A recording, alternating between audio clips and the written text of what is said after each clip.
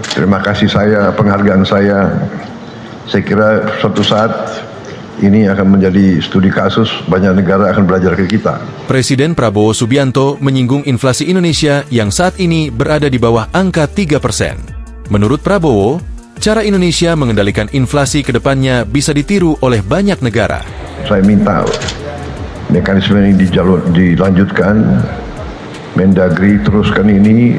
Saya juga ucapkan terima kasih kepada semua pihak lintas kementerian di tingkat pusat dan juga di daerah.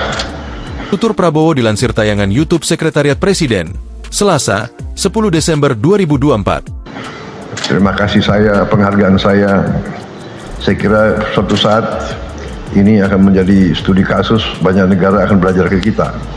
Tambahnya, hal itu disampaikan Prabowo saat memberikan pengantar pada rapat koordinasi, rakor,